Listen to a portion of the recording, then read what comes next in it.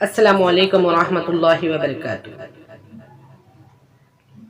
حضرت ابو ہریرہ رضی اللہ عنہ سے روایت ہے کہ نبی کریم صلی اللہ علیہ وسلم نے ارشاد فرمایا، جو لوگ کسی مجلس میں بیٹھے جس میں نہ اللہ تعالیٰ کا ذکر کرے اور نہ اپنے نبی کا درود بھیجے تو وہ مجلس ان کے لیے قیامت کے دن خسارے کا سبب ہوگی۔ اب یہ اللہ تعالیٰ کو اختیار ہے، چاہے ان کو عذاب دے چاہے ان کو معاف فرما دے۔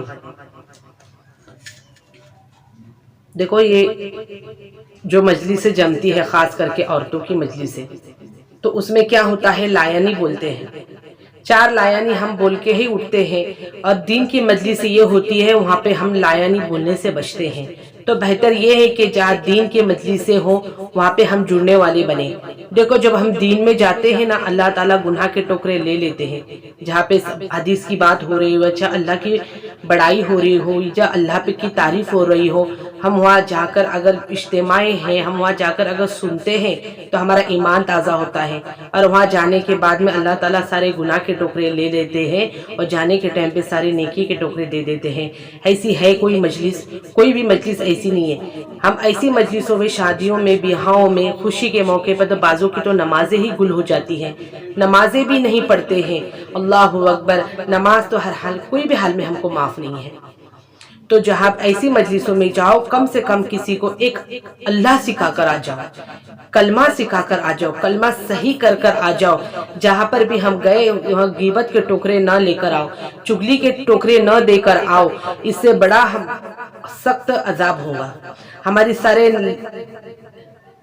ساری اعمالیں ہماری ختم ہو جاتی ہے، ہماری اعمالیں ایسی ختم ہو جاتی ہے جیسے کہ فور ایگزامپل آگ، سوکھی لکڑی کو اگر ہم آگ کے اندر ڈالو کتنی فٹافٹ جل جاتی ہے۔ تو جو چھوٹے چھوٹے گناہ ہیں نا، ہم کو بڑے گناہوں تک لے کے جاتے ہیں، اسی طرح سے چھوٹی نیکی ہم کو بڑے بڑے نیکیوں تک لے کے جاتی ہے۔